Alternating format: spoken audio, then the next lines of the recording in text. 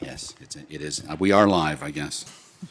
All right, I'm going to go ahead and call the meeting to order. I have 7 o'clock. First item is closed meeting. Be it resolved, the Montgomery County Board of Supervisors of Montgomery County, Virginia hereby enters into the closed meeting for the purpose of discussing the following. Section 2.2-3711. 1. Discussion, consideration, or interviews of prospective candidates for employment, assignment, appointment, promotion, performance, demotion, salaries, disciplining, or resignation of specific officers, appointees, or employees of any public body, one being the library board. Is there a motion? So move. Second. Third. We have a motion and a second. Madam Secretary, if you call the roll. Ms. Blevins? Aye. Mr. King? Aye. Ms. Biggs? Aye. Mr. Motts? Aye. Ms. Bone? Aye. Mr. Shepherd? Aye. Chair Chakowski? Aye. 7 ayes. We are in closed session.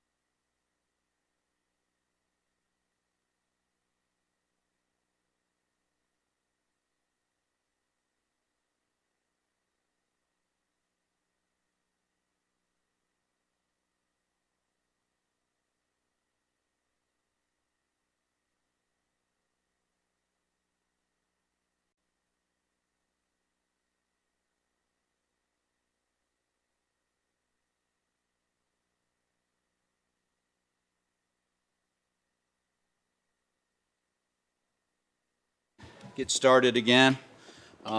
Start with, is there a motion to come out of closed meeting? So move. Second. We have a motion and a second. Any discussion? Madam Secretary, if you call the roll. Mr. King? Aye. Ms. Biggs? Aye. Mr. Motts? Aye. Ms. Bone? Aye. Mr. Shepherd? Aye. Ms. Blevins? Aye. Chair Chakowski? Aye. 7 ayes. Next up is certification of closed meeting. Whereas the Board of Supervisors of Montgomery County has convened a closed meeting on this date pursuant to an affirmative recorded vote and in accordance with the provisions of the Virginia Freedom of Information Act, and whereas Section 2.2-3711 of the Code of Virginia requires a certification by the Board that such closed meeting was conducted in conformity with Virginia law.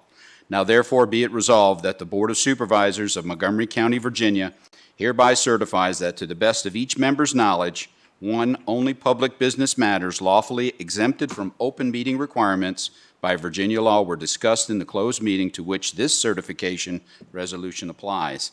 And two, only such public business matters as were identified in the motion conveying the closed meeting were heard, discussed, or considered by the board. Is there a motion? So moved. Second. That was like stereo. Okay, we have a motion and a second. Any discussion? Madam Secretary. Ms. Biggs? Aye. Mr. Motts? Aye. Ms. Bone? Aye. Mr. Shepherd? Aye. Ms. Blevins? Aye. Mr. King? Aye. Chair Chakowski? Aye. 7 ayes. All right, next item up is our invocation and pledge, and we will let our county administrator lead us. If we could, let's rise for a moment of silence, and then I'll lead us in the Pledge of Allegiance.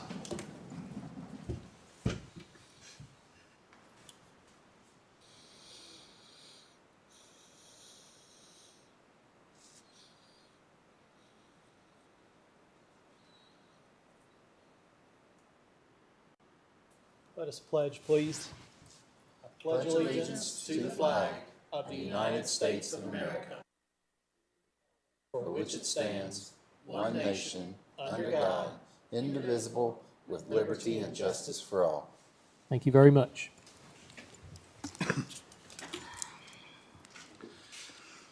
Okay, next item, presentations, recognitions, and awards. We have the Montgomery Museum of Art and History.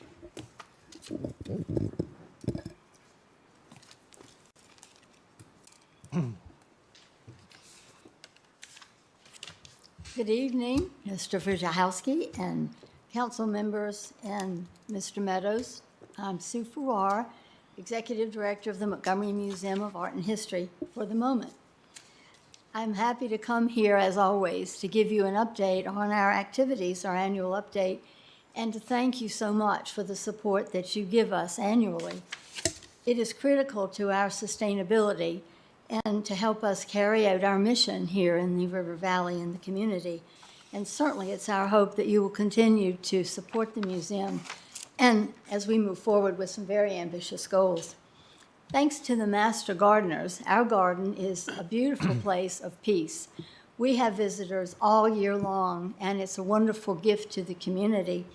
In the past year, vegetables were grown to give to the neighbors. We live in an area where there is subsidized housing, and so the vegetables were useful for the neighbors who wanted to use those.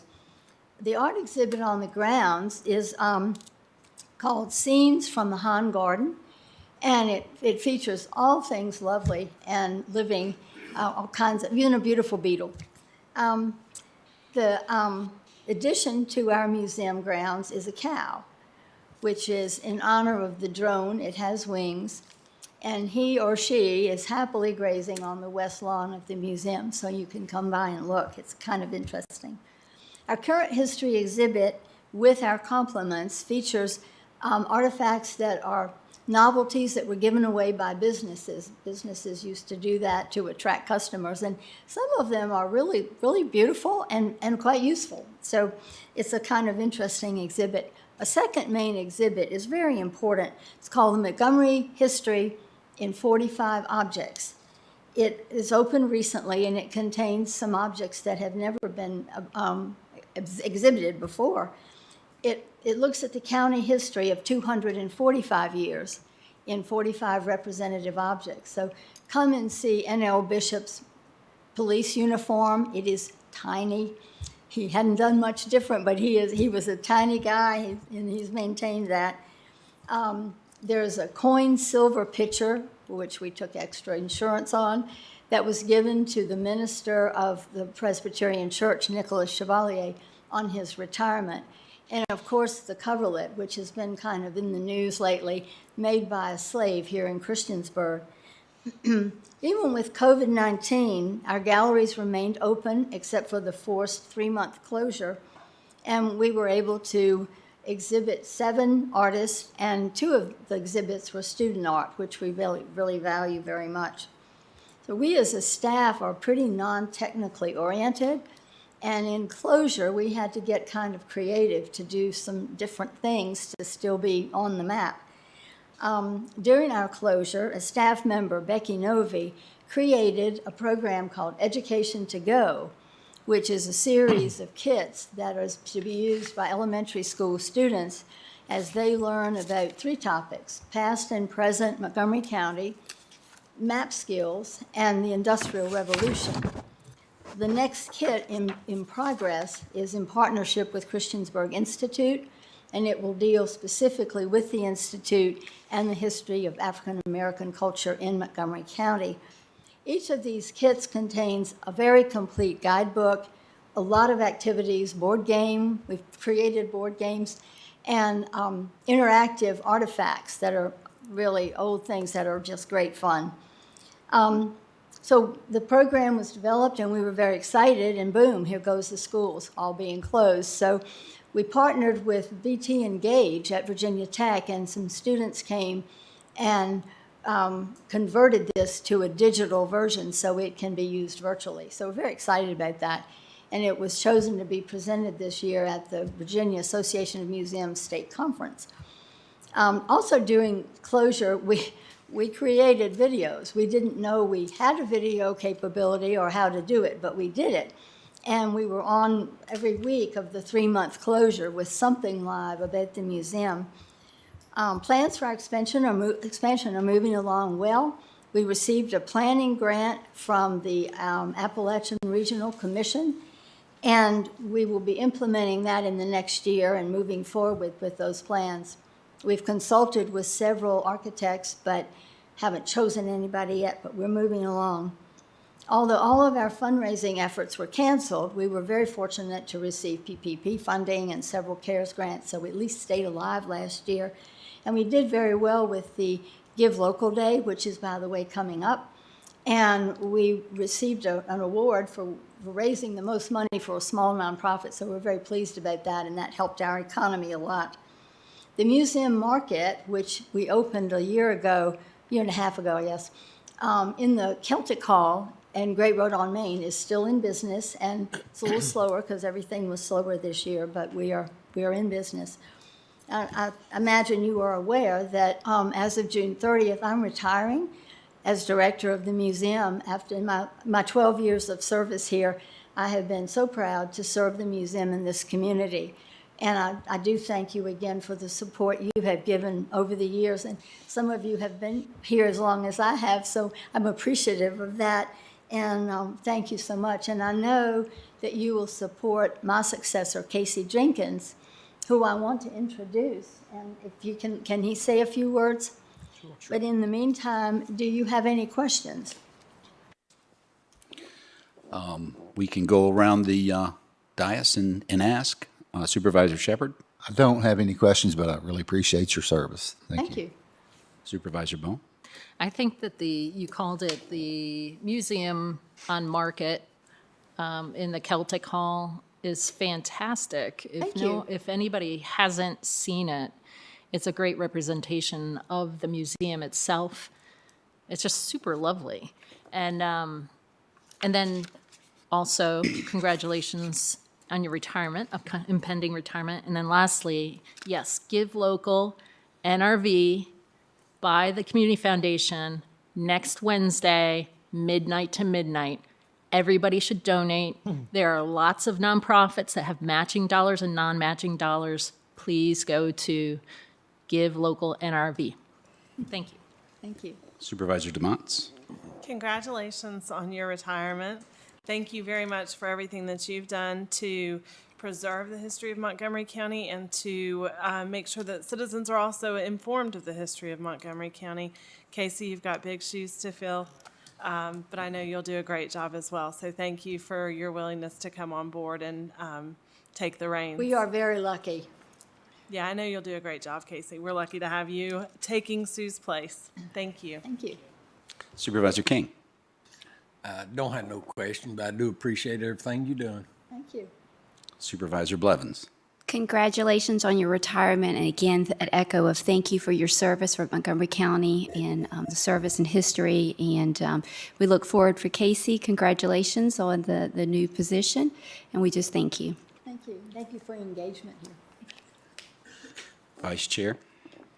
I want to thank you for your service, and I want to thank you for being the walking PR person for the museum and creating all of these programs within your tenure, and especially the outreach to children.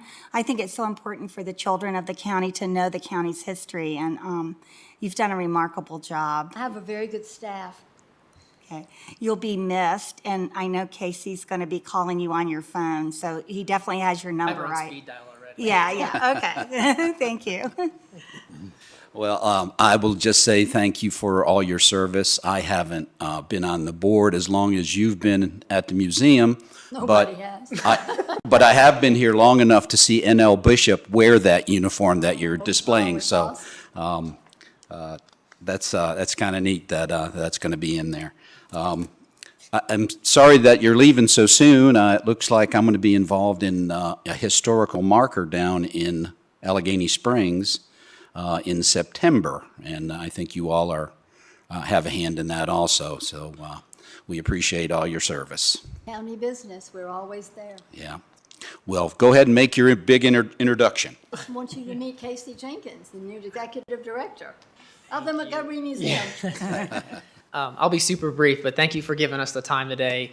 As Sue said, I have some very big shoes to fill. As you guys said, I have some very big shoes to fill, and I know it based on working with Sue as a great friend and colleague here as well. And so I just want to thank you all for the county for the support you've given over all the years, and hopefully that continued support as we go forward in great partnership. Our door is always open. Please come on by, and I'm very excited to work with all of you. So thank you so much for welcoming me, and I hope to do Sue justice here by some great history for the county. So thank you. Thank you, Casey, and thank you, Sue. Yeah.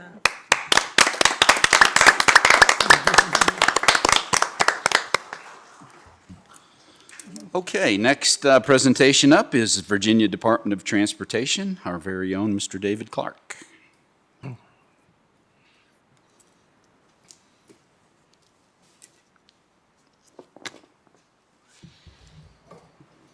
Good evening, everybody. A few maintenance and construction updates. I'll start with construction since we started, or we had the secondary road 6-year plan public hearing last month. We'll be working on getting a resolution for the board probably for the end of this month or your next meeting, so we can have that for the next fiscal year. The first road on that plan, Yellow Sulphur Road, has been awarded. And should start probably in August. Contract has to be approved by the Commonwealth Transportation Board in July. They will start in August. They can finish this fall, if they choose to really pursue an aggressive plan.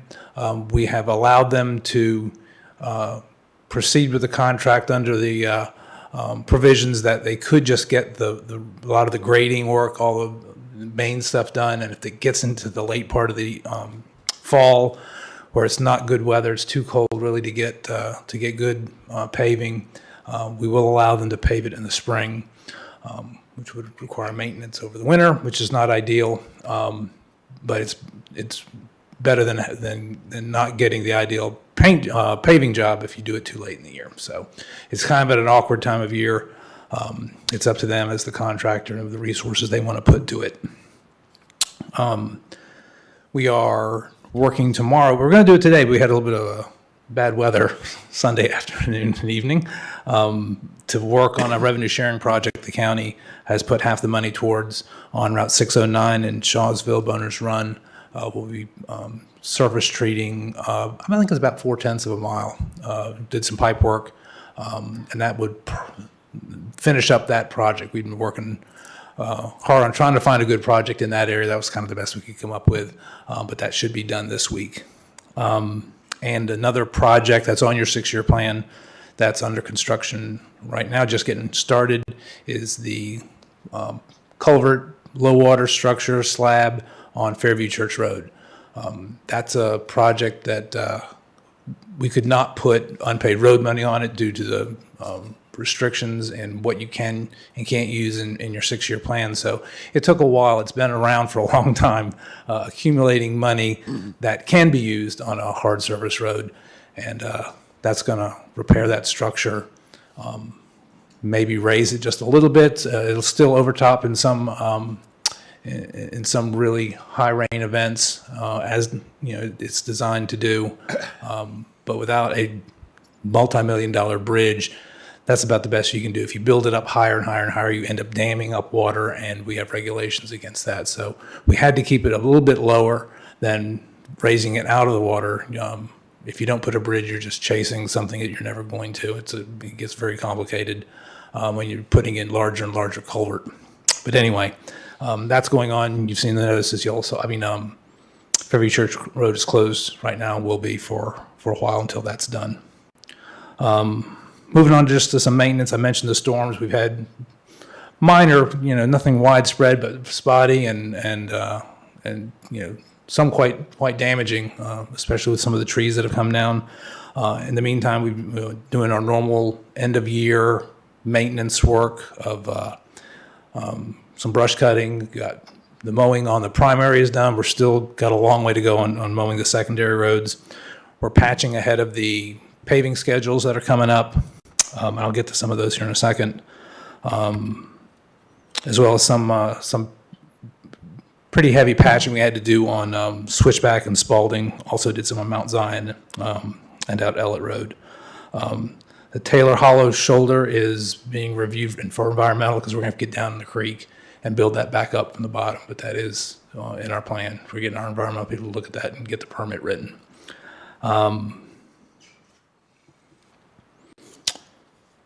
That's about it for maintenance. The other thing I wanted to mention was the paving schedules will be starting soon. We're patching in front of those schedules.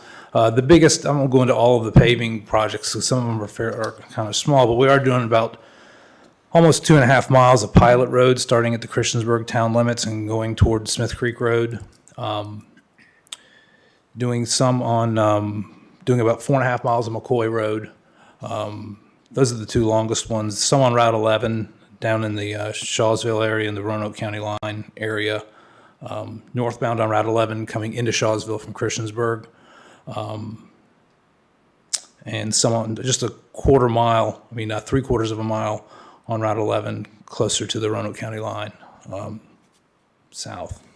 And then here and there we got some service treatment, almost 2.5 miles of service treatment on Fire Tower, some other small subdivision type roads. We're going over Sydney Church again with some surface treatment. That was built as part of the 6-year plan, but it's always good to go back over some of those new roads. And slurry on Pierman Road in Preston Forest. That's about all I have. I think it's a lot of stuff for the end of the year. We're looking forward to a better fiscal year this upcoming year than we had this last year. It was kind of rough with, first of all, just budget type stuff, and then we had a lot of slides around the areas that really took a lot out of our budget and everything. So, but I'll take any questions or anything the board might have. Yeah, I don't know of a time you would ever come visit us that we wouldn't have questions. Well, I know, yes. You're probably the most popular. The best question was the pie plate question from last time. And I went out and saw those. I don't know if anyone remember Chair Christiansburg asked me about that, but out there at Route 11 and Allegheny Springs Road were literally pie plates. I took pictures of them. It was yellow pavement marking material that the trucks had done. They shouldn't have left them there.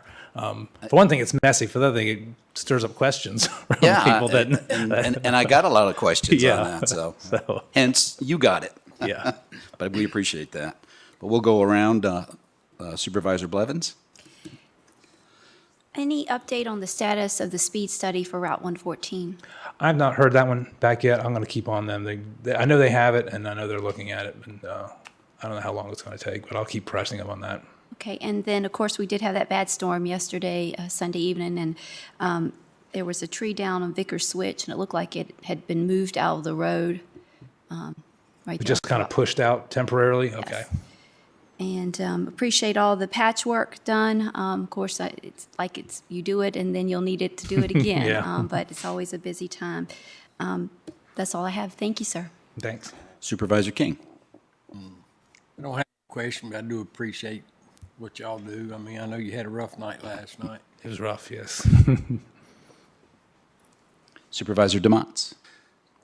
I'm going to start with a question that I should know the answer to. I don't want to get it wrong. If you're traveling on 460 from Blacksburg to Christiansburg, you're going eastbound, right? Correct. Okay.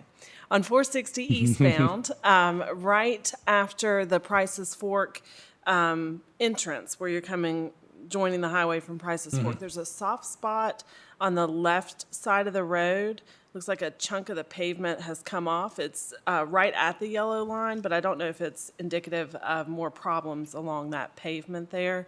And it wouldn't take a car going too far to fall off the side of that road. It's on the left, on the median side, correct? Okay. Yeah, it's on the passing lane side. Right, If correct. I'm driving, it's on. Yes. Yeah. And it's probably right now 6-7 feet long, but I don't know if more pavement will come away there or not. That's all. Thank you for being here. Thanks. Supervisor Bone? So Taylor Hollow Road, did anybody look at the side of the road that was falling into the creek? Yes, that's the part where to fix that, we're going to need environmental Really? clearance for that, yeah. I thought you were talking about the bridge. Oh, no. itself or I'm something. talking about the maintenance spot. Put pylons or anything like that up so that I don't know if they people- did or not. They probably ought to put something there I because think- when I it's thought dark, that- it'd be tough to see. I Yeah. thought I would mention that because Yeah. I didn't think about it until after the meeting last time. Yeah. Dry Run Road, you guys did a great job with the culverts. Is it working? It'll probably work for a while. I don't know if I haven't been up there lately to see. I mean, It's probably a good test. oh, I know. I should Yeah, go up tonight and would have look. been, or last night would have been if Yep. it had hit. There's some potholes on Happy Hollow in Supervisor DeMott's and my district. Craig Creek Road definitely has some potholes, not far from 460.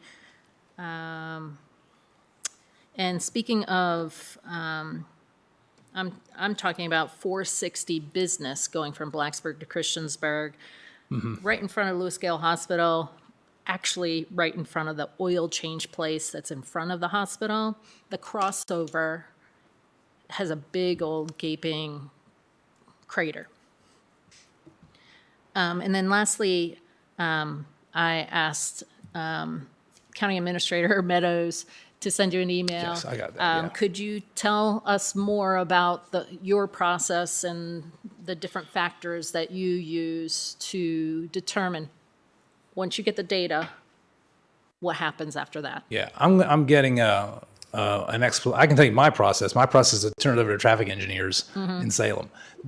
We've sent those questions to them, and they're going to try to come up with a good, kind of layman's answer on how they go about it. And if it would be helpful, we've done this. We did a call like this with some Giles County localities because we were getting requests from Giles County there's a lot of localities in Giles County that don't maintain their own roads, but they have town councils and so forth. So between Rich Creek and, Narrows and Pembroke and Glen Lynn. And it was a phone call, basically, like a Google Meets call with our traffic engineers. And that might be a helpful thing to do That would be. for Montgomery County. Yeah. And Sounds great. we would consider doing that. Thank you. Supervisor Shepherd? I'm glad to hear McCoy Road's on the paving schedule. I've had a lot of complaints about those patches, actually. Yeah, And they're I don't know if it's high. a different crew that did those, or it's just a different process and train of thought as to the ones on Mount Zion and Glade Road, because they're like perfect. So great job on those. There's one more thing, and I've been meaning to ask you about it. If you could take a look, or I'll come meet you sometime on Daisy Road. I don't know if you're familiar. There's a guy built a new house up on the right going in, about halfway up through there. I think the address is 1798. And at the time when he put his driveway in, I think VDOT told him not to put a culvert just because of the situation where it's at. But when they get a hard rain, he doesn't have a driveway anymore. So I don't know if that's something we can take a look at. He asked me a while back, and to be honest, I kind of forgot about it. But Okay, I'll take a look at that. and it's the gravel road that goes between the two brick houses, and you can see it goes up on the hill. Okay, But I think it's 1798, all right. and that's all I have. Thank you. Vice Chair Biggs. I don't really have a question about roads, but I just wonder, David, how are you guys being affected about getting access to materials that you need to do road work? And how are your crews doing? Like, are you able to keep, steady crews with everything going on? It's been tougher this year. It seems like we're always in a hiring process. It's not a lot at any one time, but it's sort of just kind of a steady, constant thing. Materials have been fine as far as the most of the stone and stuff that we have are any asphalt material is affected by oil prices, and so that's fluctuated a bit. And then when we had the scare with the hacking of the pipeline stuff, what it affected everybody in gas lines and people. We went into we had meetings and tried to conserve and went through some stuff, and there was nothing it was over so quickly that it didn't really affect us a whole lot, other than putting into place a few days of trying to just conserve what we had just in case it got worse. And thank you for staying on top of everything. Appreciate it. Thanks. David, I just got two things. First is Forage Road. That seems, the problem seems to be with it is that because it's classified as a non-paved road, gravel road, that short section at the beginning of it that got paved somehow, the complainant that I hear from claims that it wasn't done by any private individual, that it was done by VDOT, whether it was leftover material from a paving job nearby or whatever the case was, the potholes are in the pavement. And when the patching crew came through in the springtime, I was kind of hoping that they would throw something in those holes and be done with it, but they didn't. So if there's any way that can be put on their list to get that taken care of, that would be great. Or if you can tell me that it can't be done because of the fact that it's a gravel road, or, I mean, we're kind of stuck, in that bad spot where we're not going to pave that road. There's not enough traffic on it. So, but there is a short amount of pavement and it's got issues. So I think we can work something out. Okay. It may be the use, we'll do an estimate, but maybe the use of some of the, we'll get a new allocation of safety and operational funds. It's supposed to hit in July, but probably don't actually get it until August. But we can look at using funds like that. That would be appropriate for doing that kind of work on that road. All right, that'd be good. The other thing is, I was curious as to, do you know when the completion date is for that bridge that's being replaced there on 460 in Elliston? No, I'll find out then. I thought you were going to ask me about 636, and I've lost the name of it. It's Friendship on one end, and it's Seneca Hollow on that one, which is running a little bit late. But I'll find out about the one on 11. Yeah, I was just curious as to that one, because that's in a major detour area for you all. So right, that could be an issue. But any follow-up questions for David? I had one question. With the restrictions being lifted, will we try to do a road tour, or if we need to do it individually? I'll do whatever the board would like to do. And I do a twice a month call with Emily Gibson, and maybe that's something I can talk with Emily about this week. That's a good thought. We'll start maybe looking out a couple of months and try to get something set up. Very good. Yeah, it used to be the highlight of our year. Yeah. Just to let you know, I know I will probably need the resolution before we do a tour, but the 6-year plan can be amended at any time during the year. You've had your public hearing. If you pass a resolution in June, doesn't mean you can't pass another one in October or whenever you might want to do it. So there's not a real rush to do this. I do need, like a preliminary, not preliminary, it's a resolution. But like I said, it can be changed, added to at any point during the year. And whatever you add right now anyway, probably won't get looked at for probably 3 years with the roads that are already on the plan. So, like I said, I'll be glad to do a ride around so that the board can get a really, good idea of what road they want to add. But there's no real, rush to do that part. Aside from, I do need a resolution that, you can pass the same resolution you had last year, in 2 weeks. And then we can amend it to add another one, or you can wait till next spring to add this new road, because like I said, it doesn't matter whether you add it now or add it next spring. It's not going to make it happen any faster with Poplar Hollow already on the list, and Taylor Hollow. Those 2 roads are going to be expensive, and we haven't put much money into the accounts of those 2 roads yet for construction. All right, well, thank you very much, and All right. be sure that you pass along to all your supervisors and personnel that we really do appreciate everything that they do. A lot of what they do is I guess what would be considered a dirty job, whether it's, patching or picking up dead animals or fixing signs or whatever it is in all kinds of weather. We do appreciate it, and we hope you let them know that. I will let them know, and that means a lot to them to hear that. Thank you, sir. Thank you all. Thank you, David.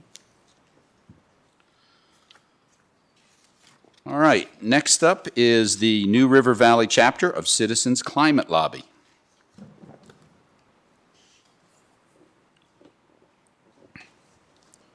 Hello. Good evening. Let me get this up here.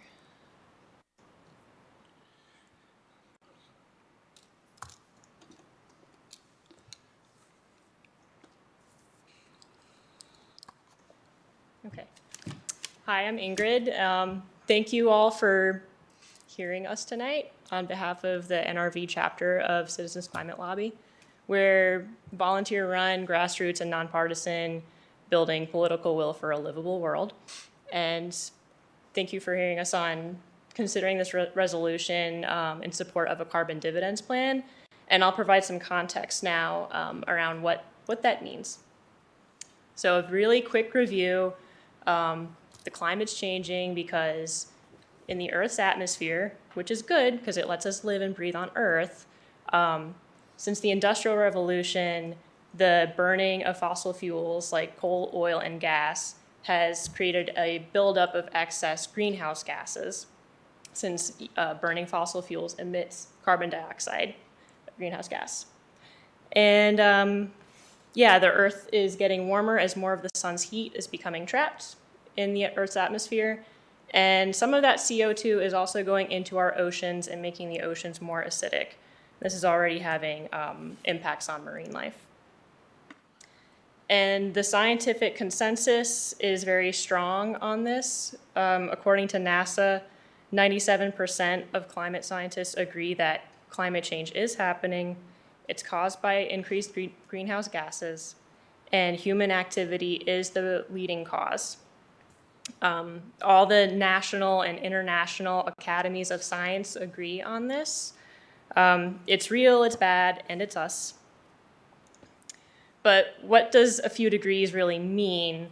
Broadly speaking, the US military describes it as a threat multiplier, as it worsens all the problems that we already deal with.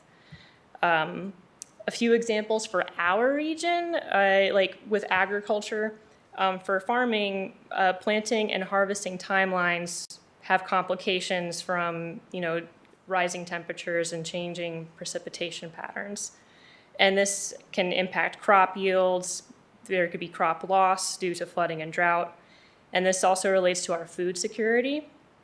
If you consider there's regions in our country where lots of our food is grown, like out west, California has lots of our produce grown, or the Midwest, the breadbasket. Both of these areas have had severe and worsening drought and wildfire seasons, very bad riverine flooding along the Mississippi recently. So yeah, I like to eat food. And also, of course, native plant and wildlife is naturally going to be disruptive with shifting, habitat. And also the social vulnerability, what we sometimes refer to as frontline communities, low-income folks, communities of color, they're going to be hurt first and worst. Think, folks that have less financial resilience or less support systems in place. They have a harder time recovering from a disaster. Also consider what hotter summers mean for households that don't have air conditioning. I don't have air conditioning. Like, there's a lot of old housing stock in our area. It's not just about like, oh my gosh, it's hot. Heat-related illnesses are higher risk for people with pre-existing health conditions like diabetes or asthma, or people that work outside. So, and this is a snippet right here from the town of Blacksburg's recent climate vulnerability assessment, which is a very informative report. I encourage you all to check it out. And you can see here that compared to our historic average of 4 to 5 days above 90 degrees each year, even in a best case scenario where we do a great job of lowering our emissions, we're still going to see many more days above 90 degrees right here in Montgomery County by mid-century. And that's if we do a good job reducing emissions. So what we do now will really determine if we can avoid the worst and most costly and disruptive impacts of climate. And in light of all this, some localities are really trying to implement their own climate goals and sustainability goals. Town of Blacksburg has a climate action plan. Montgomery County, I think, in my personal observations, is really great. Like, your support of the sustainability committee, for instance, is very, very meaningful to me. The long-running tradition of Bloomin' and Broomin', always looking for opportunities to promote good environmental stewardship. I commend you all for that. That's not to be. I don't think enough people realize it. So, localities trying to take matters into their own hands is a very positive thing. It provides local benefits. At the same time, there's also the reality that there's a lot of other things that localities have on their plates. Like, we just heard about it tonight, like roads and potholes, like you have to deal with the potholes. And localities aren't really in a position to take on something like climate change on their own. The scale of the problem requires something that can address economy-wide emissions and also influence the global sphere, because we're not the only country on Earth either. So far this has sounded kind of daunting, but we'll shift to the good news and the solutions that are within our reach. And first, I'd like to make note of a few things that make a good climate policy solution. And while there's no single silver bullet to climate change, it's going to take a lot of different approaches to get the job done. There's a few key things in identifying what makes a good policy as climate solution. It needs to drive large-scale change quickly, because we need to change the trend line from adding carbon to reducing carbon in the atmosphere. It should use incentives rather than control. No one likes being told what they can and cannot do. It's better to let people choose for themselves how to live their lives. It has to be fair. It cannot be regressive. So it needs to not pose a burden on those who are poor or disadvantaged. And it needs to be healthy, both the planet and the economy, because a healthy climate doesn't really help much if people can't make a living. And something that's durable, a solution that we can stick to, put a plan in place that we can stick to. it will probably require an act of Congress because we've seen how policy agendas can really yo-yo in between administrations. And we can't rely on whoever's in the White House to solve our problems. We need something that's going to be sticky and durable that can really endure. And something that fits this criteria, I'll just share this whereas statement from the resolution. Whereas revenue neutral carbon pricing, such as a carbon fee and dividend, acts as a policy that encourages market-driven innovation of clean energy technologies and market efficiencies to reduce harmful pollution and leave a healthier, more stable, and more prosperous nation for future generations, without increasing government spending or imposing harmful cost burdens on citizens while stimulating job growth. Okay, so I just said carbon fee and dividend. And the other fun part is such a policy has been introduced in Congress. It's sitting in the House of Representatives right now. It's called the Energy Innovation and Carbon Dividend Act. It's now HR 2307. And the way it works is it charges a fee on carbon emissions at the source based on how much CO2 is emitted when that fuel is burned. And then all of the fee monies collected go into a carbon cashback program, and they're returned out equally and fully to households on a per person, per household basis, with every child in that household counting for half a share. So people are getting a monthly check. And then with a border adjustment, imported goods are subject to the same carbon fee at the border. American manufacturers of energy-intensive products, they also receive a rebate for their exports to countries that are not doing their part to lower their emissions. So what this does is it keeps American jobs here, and it keeps our country's products competitive globally. Currently, American manufacturing is among the cleanest in the world. We have standards. We do things well. We do things efficiently. And currently, our manufacturing isn't rewarded for that on the global market.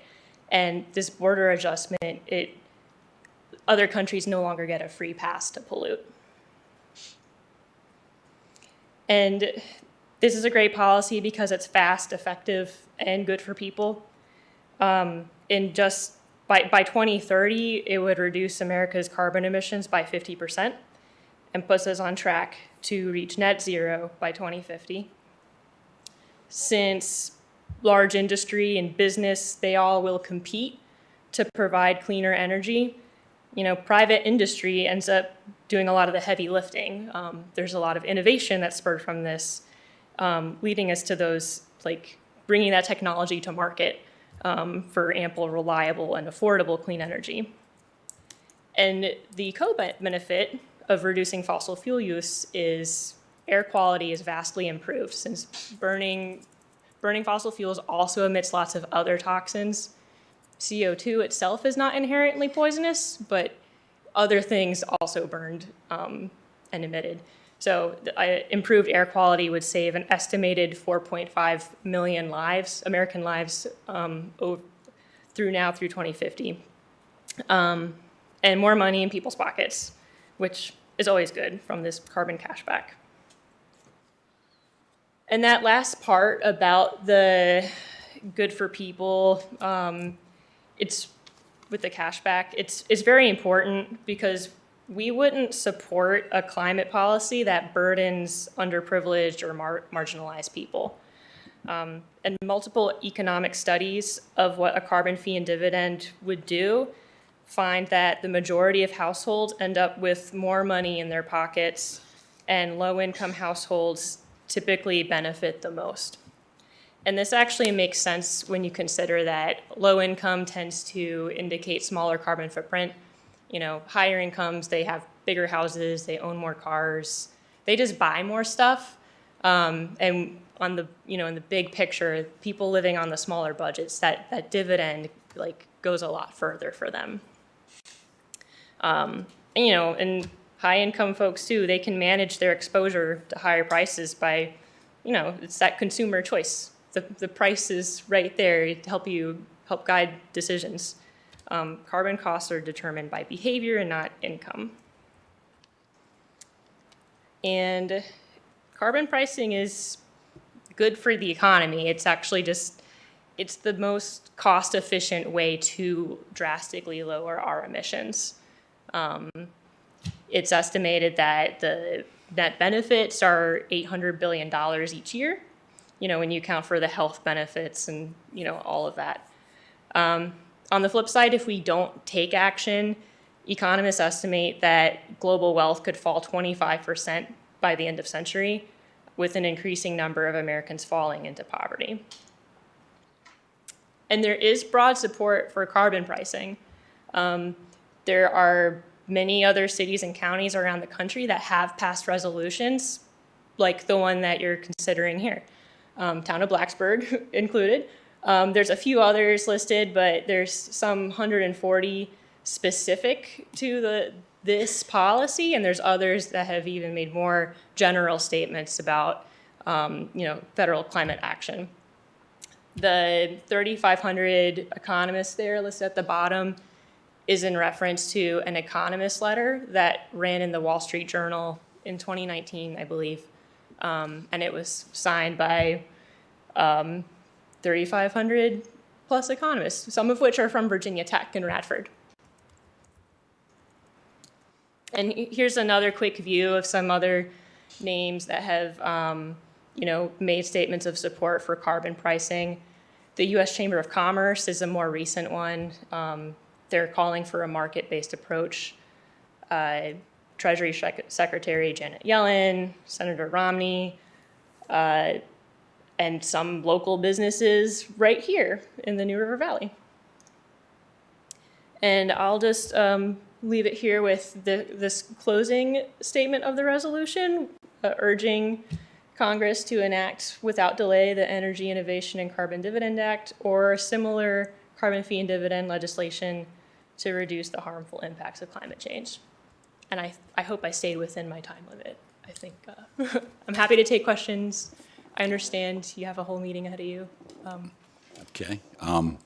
We can go around the table if you're prepared to take questions. Sure, Okay. bring it.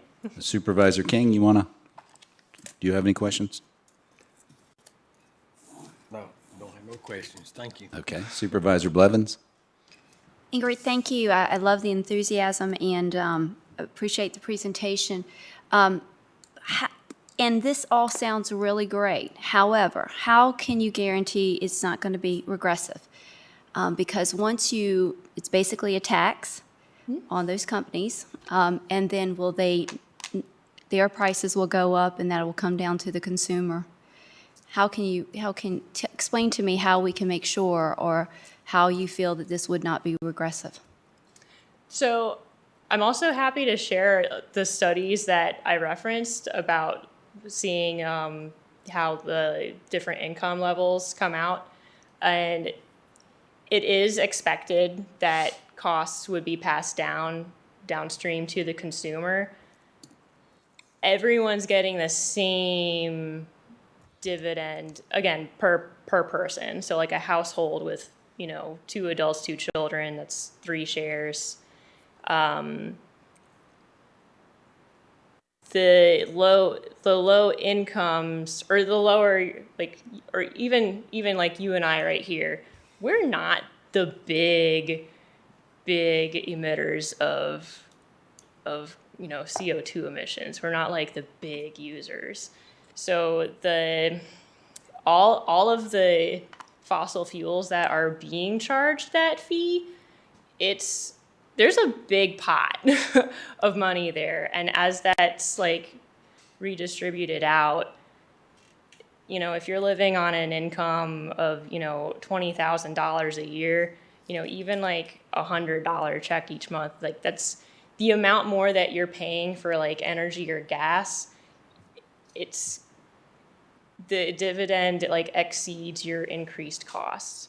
And that's where I'd be happy to send you. It was the Center for Energy Policy at Columbia University is the most recent one, and it looked specifically at the bill we're talking about here. And there's a few others too that looked at like, what does a revenue neutral carbon tax do, where like everyone does get a dividend back. So there's been multiple economic studies just modeling that. And I understand like a model is as good as what you put into it, and even with all the different like studies, they still come out with similar outcomes and findings. So that's the best answer that I can give you. And I do agree that it's an individual's responsibility to be a good steward to our environment and all of us to help out. And even if you did this at at revenue neutral, there would be administrative costs to run it, to regulate it, to do that. So it's not going to be 100% back on dividends, correct? Yeah, that's a good point to bring up. If I recall, if anyone in here also remembers better than I do, it was estimated that in the first year of implementation, it would take about 2% of the total revenues to administer it.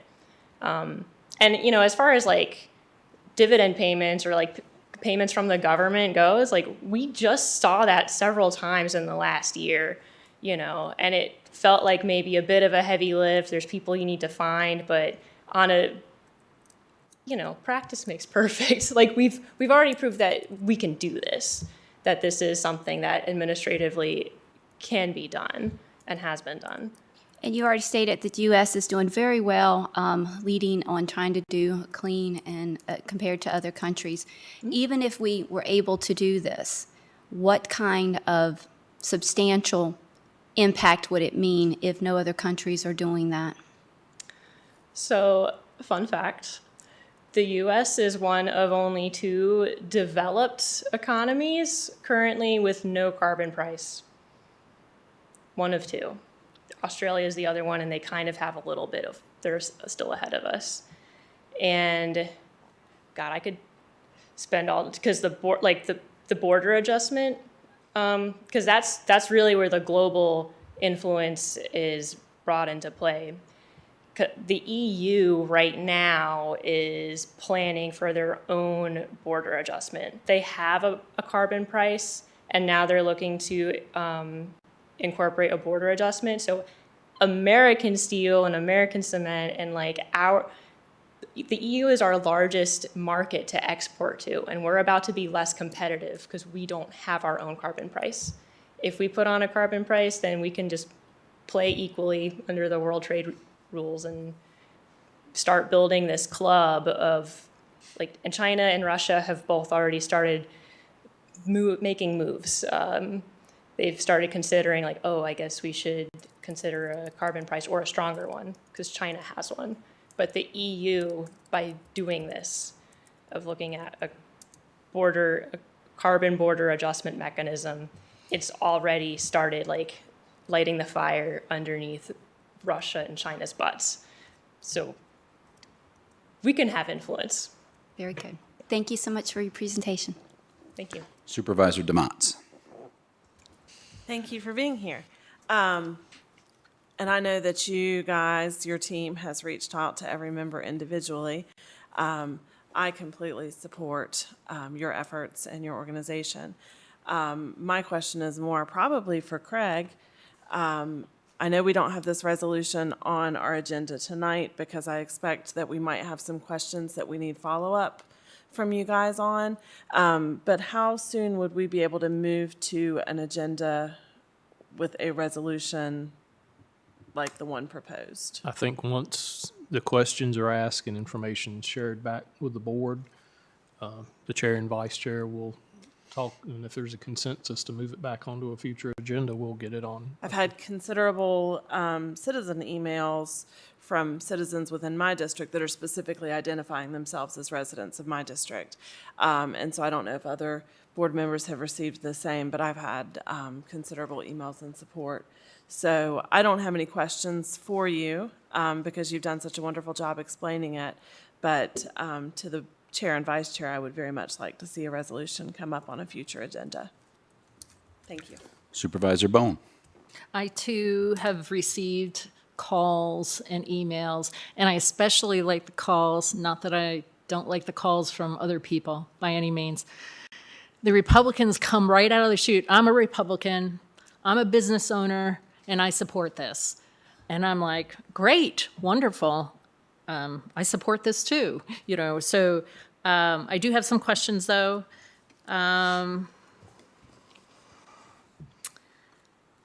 So you sort of used a concrete example, but I'd like to get a little bit more granular. So the power plant produces power, is going to be charged, and following Supervisor Blevin's example, they're going to pass it down, and you spoke to that. To us, here in Montgomery County, our prices for our power will increase. But supposedly, we're going to get this check, and you said $100 a month. I don't think you would want to hang your hat on that. Oh, no, I'm not hanging my hat on any like direct numbers. Right. So, but using a little bit more concrete, even if you have to err on the conservative side and say, okay, prices will go up, they're going to be charged X percent for every kilowatt of power or something like that. Each household only uses this much kilowatts of power. So if it was a direct connect, you know, it is this much increase in your power bill. But the dividends that are created for each one of these people is more than that dollar amount. I get that, okay? Mm-hmm. So, and the example of a household only making $20,000 or even $40,000 versus one that makes much more, they're not used to. They're using about, well, first off, they are probably using less energy anyway. Right. But if they have the same four-person family, they're getting the same check as the family of four that's making $150,000, correct? The four-person family is getting a share for each person, and that yes. So.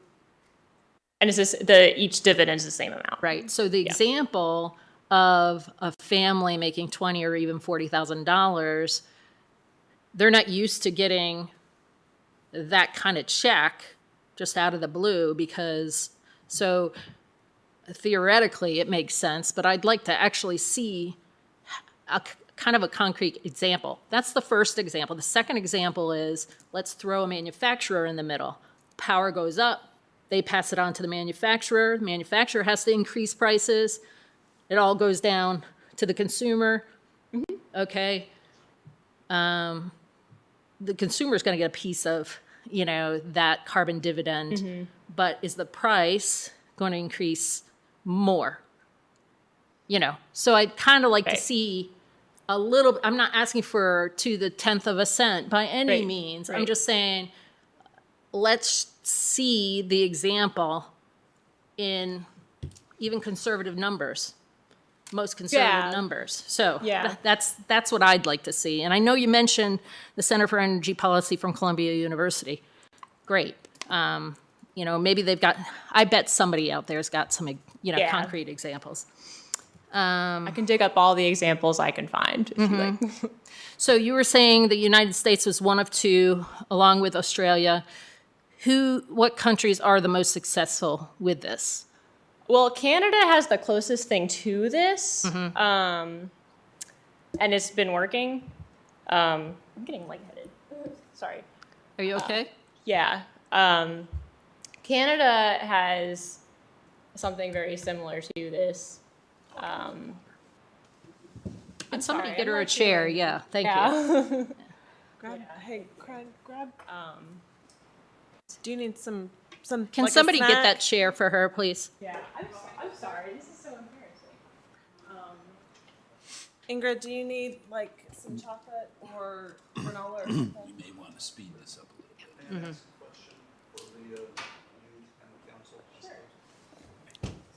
Sir, there is no speaking while we're getting the presentation. That will come later. We will have a opportunity for you to speak. Does she need a break?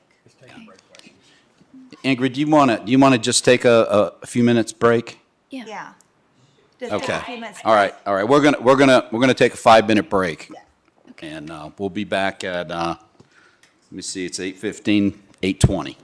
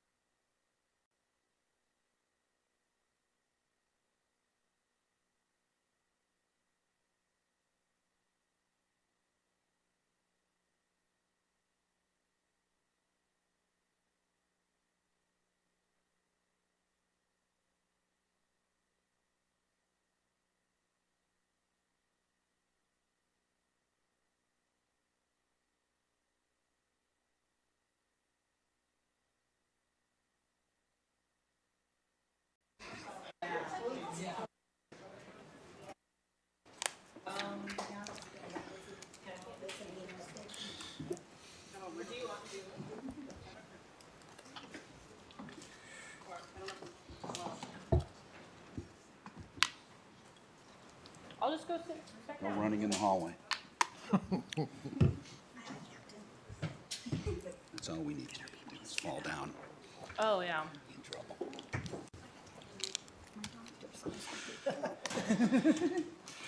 Okay. Doing better? Yes. Good, very good. All right. Just 2 more points. Okay, yeah, go ahead. Halfway down of all U.S. citizens would get a carbon dividend. It's only the Turn your mic on. Mic off. The gentleman halfway down on the aisle came up to me during break and said that 80% of all U.S. citizens would get a surplus versus, so you have to say top 20% families earning perhaps wouldn't, but 80% of the population will. So I don't need to have a concrete example, but I would like that reference, okay?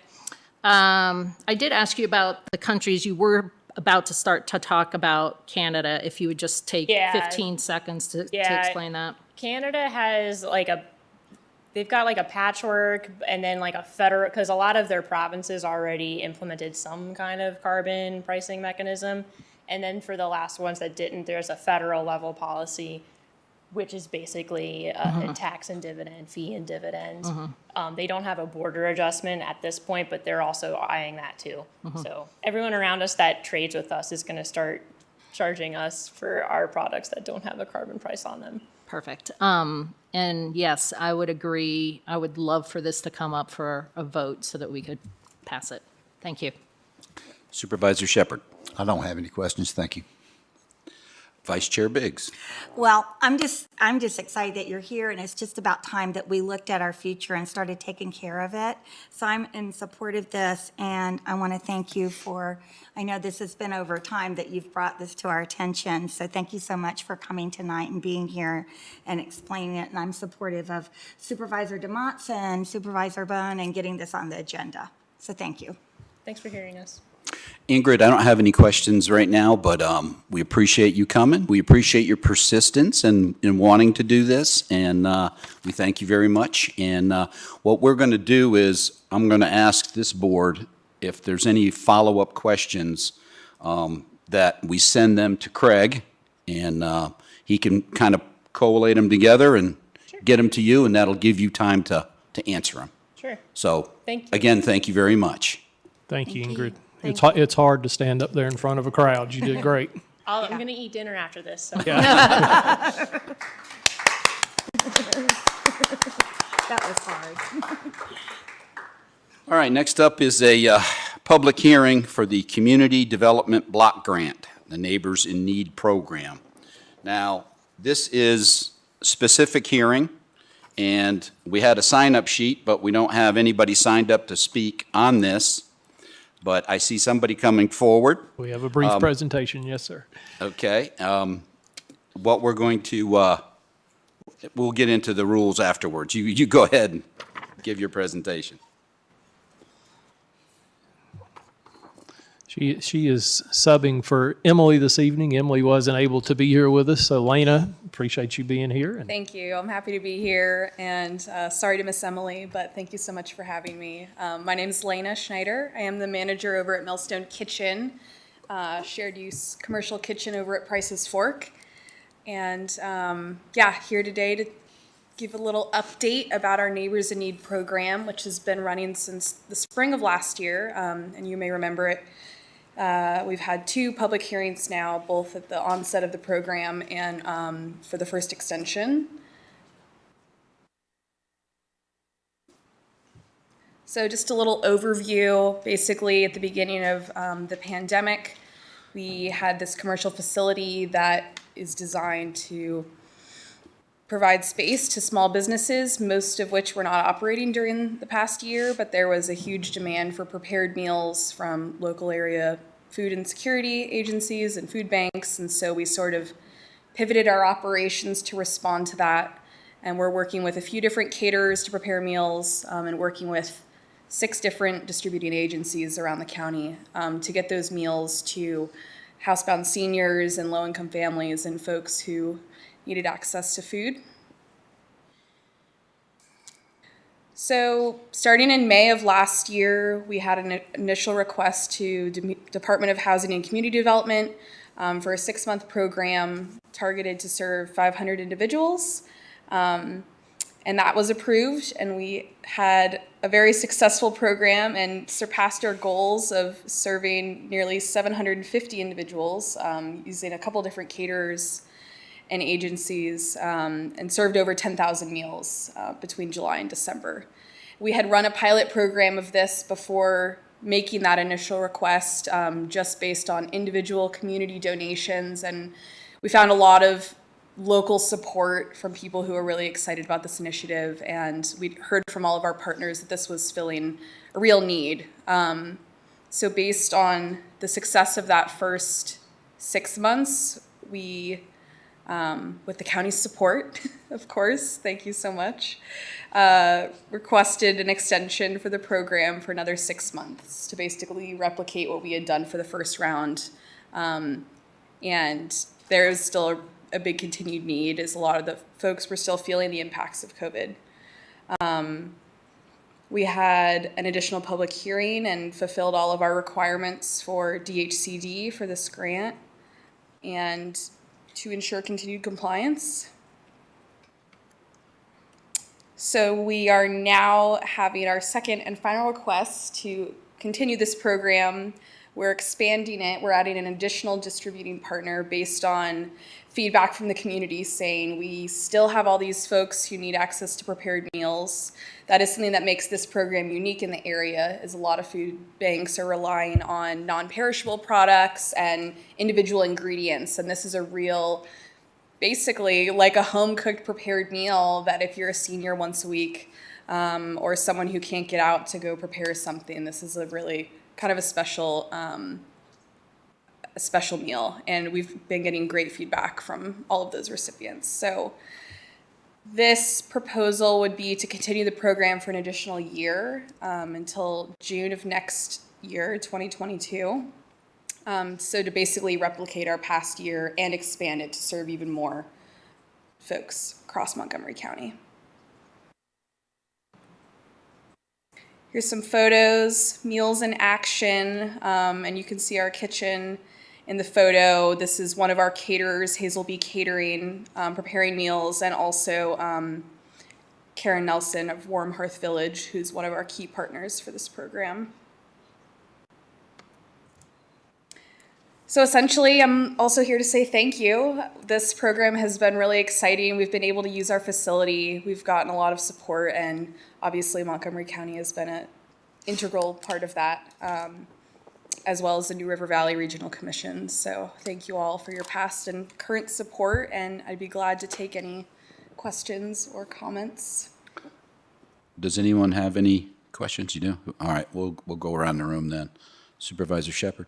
I don't have any questions, but appreciate everything you've done. Thank you. Supervisor Bone. On one of your previous slides, probably 2 back, you said that the request is for $403,000. That's correct. But your previous requests for 6 months have been $135. I'm not quite sure the difference between doubling the $135 to get to the $403. Could you talk to that, please? Absolutely. So in part, it is to expand our amount of individual recipients. So we're adding an additional distributing partner that will serve an additional 75 seniors. And we're also basically responding to the increased cost of administration that we hadn't foreseen. As a part of our mission, you know, we want to be working in food insecurity, and so a lot of the costs associated with responding to additional COVID requests and deliveries, we were footing the bill, essentially, which was great because it is a part of our mission and the work is so important, and we did have a lot of individual donor support. However, to continue for another year with additional recipients, we sort of need to build that into the cost of the grant and administration, and so that's what the additional funding would be covering. Thank you very much. Thank you. Supervisor DeMotts. I don't have any questions. Thank you for being here and for making such great use of your beautiful facility. Thank you. Supervisor Blevins? I think, well, one question is with unique individuals. Can you give us a little bit more detail on those type of, that were served? About the type of person or just the term in terms of metrics? Like maybe this is types. I know seniors and. Yeah, so basically the organizations that we're working with to distribute these meals already have a network of individuals who they're serving. So Millstone Kitchen wasn't going door to door asking who needs these meals. We're amplifying, the strengths of these networks that already exist. And so many of them are seniors. The low-income families, some of the agencies we work with do require like income verification for those and some do not. We haven't set up any additional requirements other than trusting that the organizations we're working with are responding to those in need. The YMCA, Future Economy Collective, Christiansburg Parks and Rec, all of those organizations do a great job of managing those. And so I'm just saying we're happy to provide the meals and they're connecting it to those folks. I will say some of the people that I've just heard anecdotally, some of which are homeless, it just depends on what the distribution method is. Some are going like home to home bringing meals to folks and some have like a centralized distribution. And so depending on who has access to those is kind of one of the big determinants, I'd say. Well, thank you. I'm very supportive of this. Thank Sure, you. thank you so much. Supervisor King? Just for clarification, you said some of the extra money you want is for administration? Yeah, maybe that's not the correct term. But for example, we had to start having our facility cleaned on a more regular basis to ensure that we were meeting sanitation requirements for all these meals that are going out to, in some cases, at-risk individuals health-wise. So we've kind of added in these additional processes and kind of equipment and supplies to make all that happen and make sure we're being as safe as we can. The addition of all of that in terms of administering the program versus administering the grant. So maybe that wasn't the quite right terminology, but that's sort of some of the costs that we hadn't totally foreseen. And in the past year, we've learned so much from having this program that we're kind of trying to adjust as we move forward. Now, these meals, do you just have allocated to certain people or? Yeah, so basically we establish a relationship with each of the partners and then they're kind of managing who they're served to. So we'll say, okay, Agency on Aging has 175 folks they need to feed this week. We're not meeting 175 people individually. They're managing that network, but we're making sure that their agency has all the meals to bring to them. Where I'm going with this, school's out. And Yes. there's a lot of kids that don't get a hot meal. That's absolutely true. I'd say the YMCA is our main partner focused on child nutrition. They serve mostly families, many of which are multi-children families. And so we're working with them right now in the hopes that this all goes through. We'll be working with them through the summer and into the fall to feed at an additional location. We've just been working with them at one site. They want to expand to 2 sites so they can serve more of those families who have got kids out of school and even when school's back in. I mean, it's hard. That'd be good. Thank you, Sure. ma'am. Yeah, thank you. Vice Chair Biggs? I had a question. All right, food costs are going up, so that's going to impact you guys trying to get this all done, right?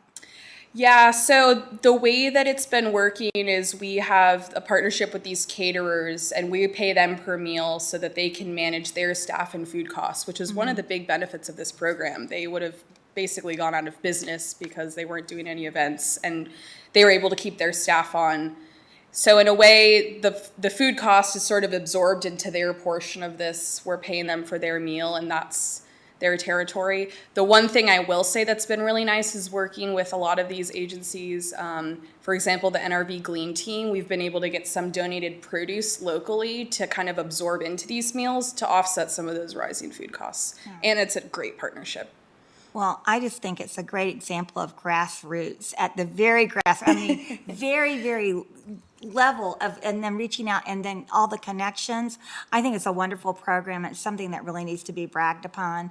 I don't even think there are people that know about this program and how successful it's been and how it went through the whole COVID thing. I mean, you all did a great job, and I'm glad you're going to be able to continue. Well, thank you so much. I don't have any questions, but yeah, the whole program has been just a win-win, and I think it's definitely worthwhile. So thank you very much for presenting that. Thanks for being here tonight. I'll report back to Emily. You did a great job. Great, thank you. All right, so now we go to the public hearing part of this. So if nobody has signed up for the CDBG Neighbors in Need program, but if somebody would like to speak on that program, they are welcome to come up. You get to state your name, address, and you have 4 minutes. And we have stopped wiping the lectern there so that if you want to have it cleaned off, we have some wipes there that you're able to do that with. But direct all your comments to the board. We're not here to respond to any questions, but we are here to listen to what you have to say. So if there's anybody here for that CDBG Neighbors in Need program. And only that for this hearing, but we're going to have another one. We'll have public address in a minute. I'm not allowed to address Ingrid's point. Oh, yeah. Next. Next. When we have public address, you're good. Yeah. So I don't see anybody coming forward for this particular hearing, so I'm going to go ahead and close that hearing. Next up is public address, and we do have 2 people that have signed up for public address, but anyone that would like to speak will be able to do that. The first up is Thomas Adams. He left. Okay. Thomas Adams is gone. Next up is Sandra Slawdecker. Did I? Yeah. Yeah. I have a few things to say. I did watch some YouTube on okay, sorry, Sandra Slaudecker, Yeah. 42544 Fortress Drive, Blacksburg, Thank Virginia. you. 24060-540-951-1314. First thing I want to say, just because I'm remembering, thank you very much for doing the dog tags for multi-years. I had a lot of problems with getting everything correct year by year, so I just didn't do it in the off years. I want to say that I'm in favor of the carbon pricing resolution that was presented earlier. The PC, Presbyterian Church USA, is also in favor of this. They met, the General Assembly met, urged support for national and international policies that create a consistent, rational, and escalating price for emissions of CO2 and greenhouse gases, which will reduce consumption and support investment in sustainable alternative energy sources. So there are other faith communities that are also in support of this. There was a survey done, and I'm sorry, but I always like to get my sources, but it says according to polling, but I don't know what that polling is. 83% of Democrats and 83% of Democrats and 80% of Republicans say they want Congress to put politics aside and reach a bipartisan path forward. Emissions from burning coal and natural gas are harming God's creation. Christians are called to speak with moral authority on issues of great importance. Nothing could be more important than our health and welfare and transitioning from fossil fuels. Thank you very much. Thank you. All right. We don't have anybody else signed up, but if you would like to come up, go ahead, state your name and your address, and you have 4 minutes. Matthias Baker, 301 Piedmont Street, Apartment 6, Blacksburg, Virginia, 24060. In regards to Ingrid's claim about the carbon tax, so presumably the carbon tax is there to disincentivize the use of fossil fuels, but if citizens are going to receive, as she put it, a dividend, basically that's contingent on the continued use of fossil fuels, well, then why would citizens ever stop using fossil fuels? Because if they're literally getting paid to use fossil fuels, which, based on my understanding of what she said, citizens are receiving a dividend contingent on the consistent use of fossil fuels, well, then why would we ever transition away from fossil fuels? You're literally paying people to use them. All right, thank you. Is there anyone else that would like to speak during public address? Seeing no one come forward, I'm going to go ahead and close public address. Next up is addendum. No addendum this evening, sir. All right. Next up is items of consent. Is there a motion? So moved. Second. We have a motion and a second. Is there any discussion? Hearing none. Madam Secretary, if you'll call the roll. Mr. Motts? Aye. Ms. Bone? Aye. Mr. Shepherd? Aye. Ms. Blevins? Aye. Mr. King? Aye. Ms. Biggs? Aye. Chair Fujikowski? Aye. 7 ayes.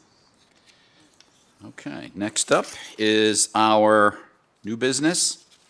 First is the First Amendment to the Facility Use Agreement, Eastmont Community Foundation, formerly known as Mountain Valley Charitable Foundation.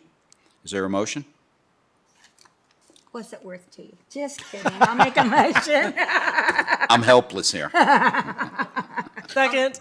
I'll make a motion. We have a motion and a second. Is there any discussion? Yeah, a lot of discussion. Let's hear it.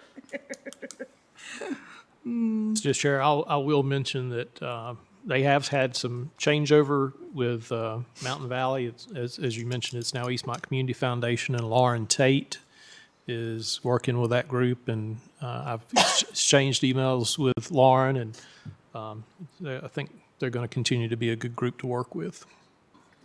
I like the name change a lot too. I think it's very clarifying. Yeah, the other name kind of Little has muddy. hints of other things going on in the county, doesn't it? Yeah, and I've talked to Lauren also, and I think she's going to do a great job. Ellen Ryan, of course, was the last president. She did a very good job. She did. Their concerts have been moving forward. I was asked if they were out there in the rain the other day, but No, they weren't. it got canceled. Yeah, Oh. and that's too bad because that's their biggest fundraiser, probably that band that was supposed to play. But, Howard and Crawford. They're pretty resilient, and they're still providing a lot of services for the folks down there in the Shawsville area, and they do a very good job. Good job. Go ahead. No, I keep to myself. All right. But I bet I could. I guess what it was, but I'm not going there. No, but I will say, they do a good job, and they provide a very good service for the people in that area. All right. No more discussion. Madam Secretary, if you'll call the roll. Ms. Bone? I actually have 10 questions. No. Aye. And I am not surprised. Mr. Shepherd? Aye. Ms. Blevins? Aye. Mr. King? Aye. Ms. Biggs? Ms. Biggs? Aye. Mr. Motts? Aye. Chair Fujikowski? Aye. 7 ayes. Next item up is the fiscal year 2021-2022 budget appropriation. Is there a motion? So moved. Okay, I hear a motion, and I heard two motions. One of them will have to be a second. All right, we got a second. Who seconded that? Todd. That would be Supervisor King. King, okay. Is there any discussion? There was one change that I think the board wanted to point out. 2% to 3%. That's correct. Yeah, in discussions with you all, that we decided to go ahead with going to a 3% pay raise instead of the 2% pay raise to our employees. And I believe everybody was in favor of that. If anyone would like to make a comment on that.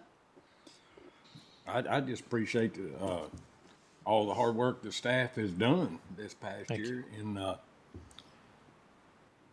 I think he very well deserved it. I'd like to see him have more, but Thank you. We were able to accommodate that in the existing budget that we had presented earlier, and I can assure you staff will be very appreciative of your action on that. Thank you.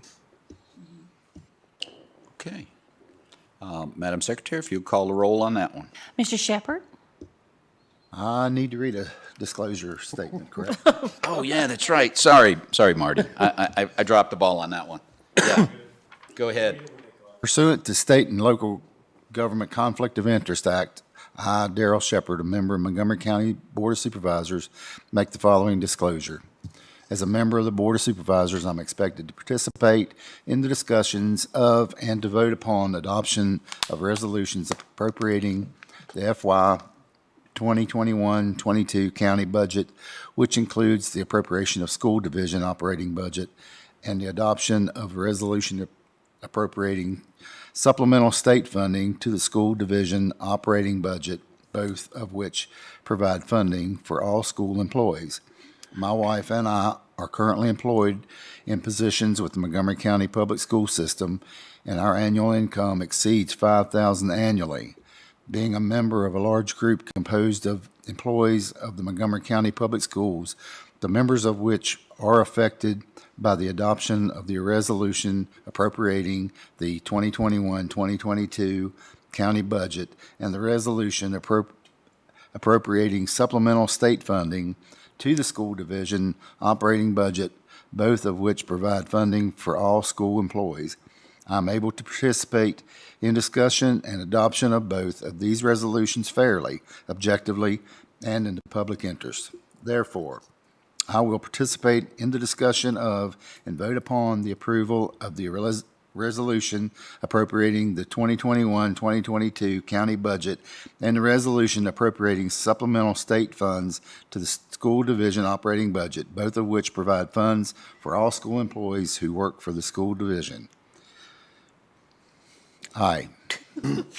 Ms. Blevins? Aye. Mr. King? Aye. Ms. Biggs? Aye. Mr. Motts? Aye. Ms. Bone? Aye. Chair Chakowski? Yeah, and I'd like to say ditto, but that's not legal, is it?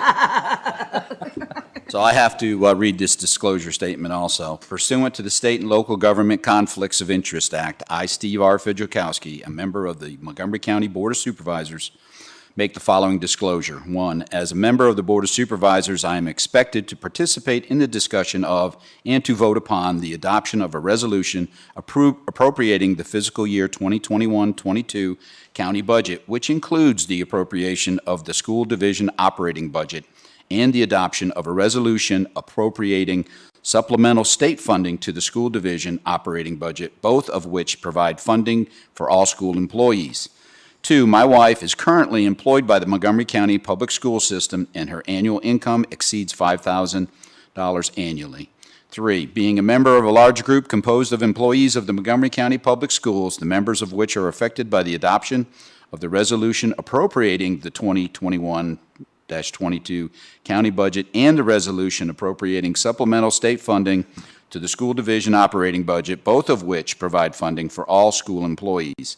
I am able to participate in discussions and adoptions of both of these resolutions fairly, objectively, and in the public interest.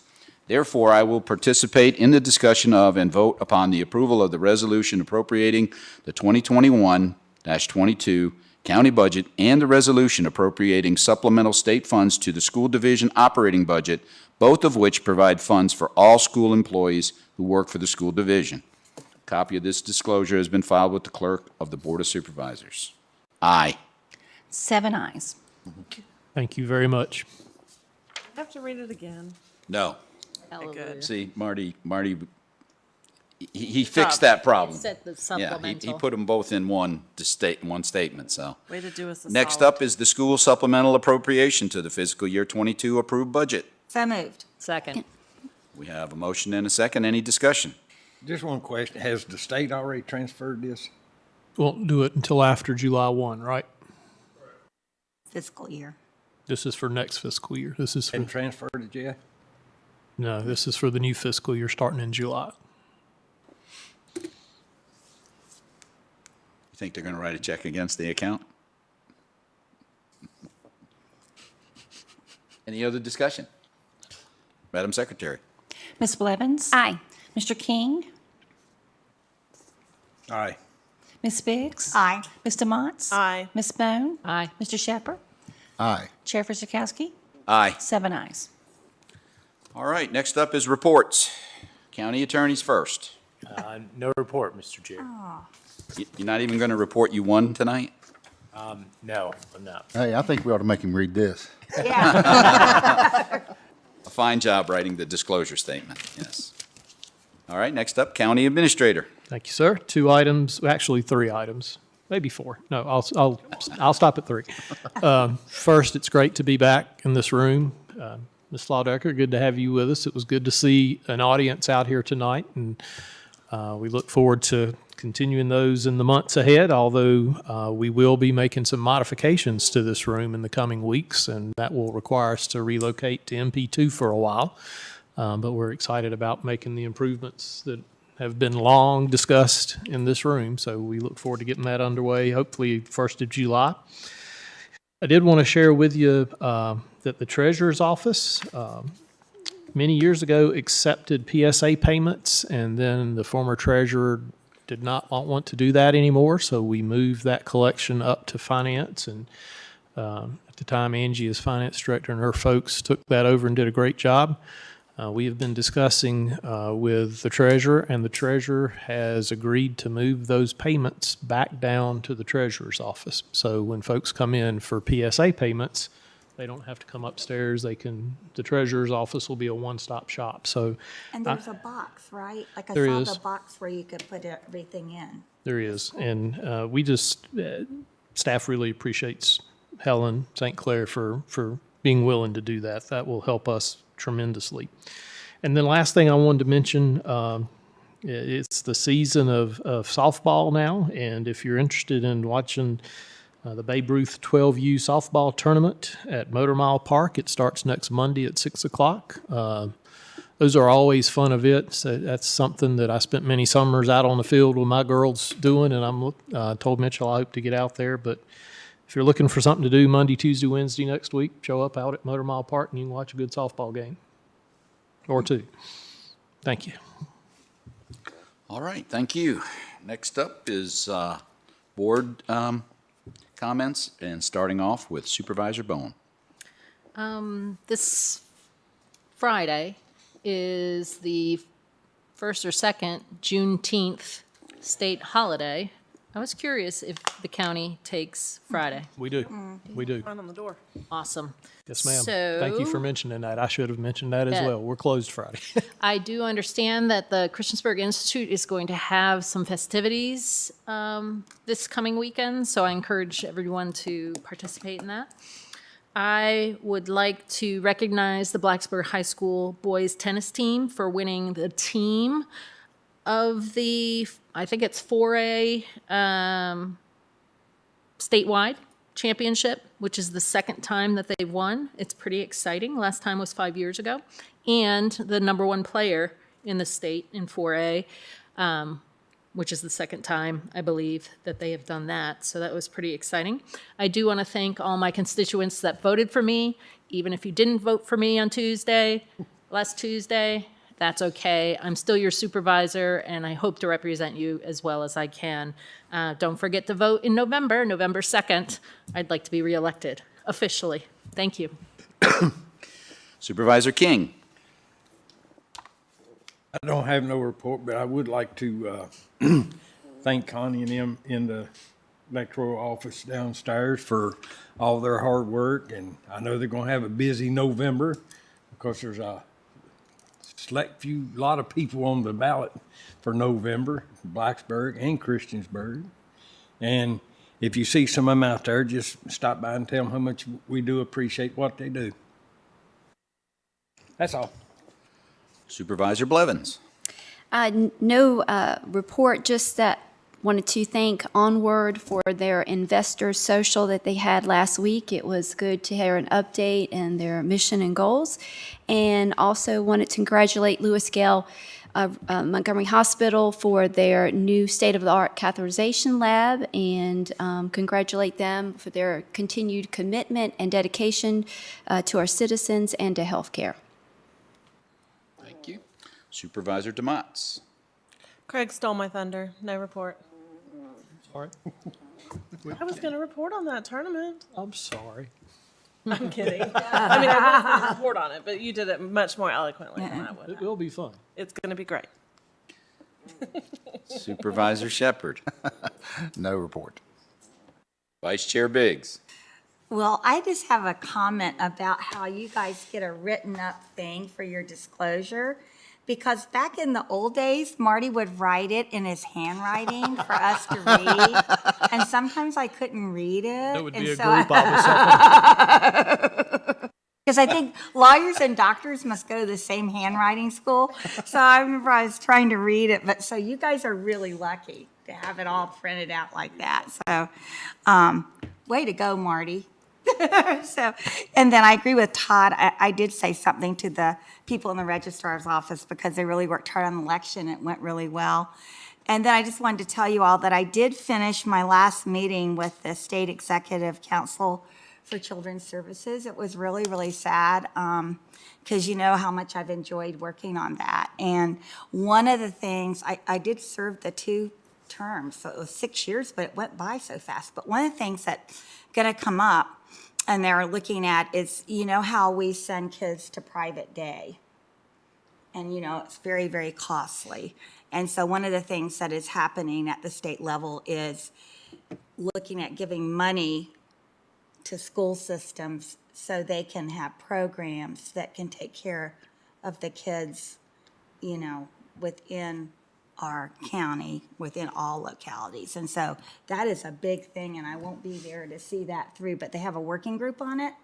And I think I think our county personally is doing a great job that way because community services and everything has gotten together and we're doing a really great job. Other localities are really struggling because of the cost. So that's something that probably will change in the future. That seemed to be the big thing that, you know, they talked about. And they were moving on with their strategic plan. But if you all ever get a chance and you want to serve on one of those governor appointment committees, authority, they have so many. But it's really worthwhile because you learn so much. I mean, I've learned so much just from that 6 years I had no knowledge of. It was just really informative. So I'd encourage you to apply. And they've got everything on there that would be of any interest to everyone, you know. So that's all I have to say. All right. Well, thank you. I really don't have anything to add other than to, thank our electoral people that not just the ones that work, but also the ones that volunteer and all they have to go through to give us a democracy like we have. And there is a lot of work behind the scenes, and I appreciate all they've done and all they will do for us in the future. And I appreciate being able to camp all week and take it easy. And Archie learned how to swim, so I think that's a big milestone in his life. So. And his parents didn't have to swim after him, right? That's right, yeah. He came back. But with that said, nothing else. This meeting is adjourned. You know what I think you should do, though, Steve?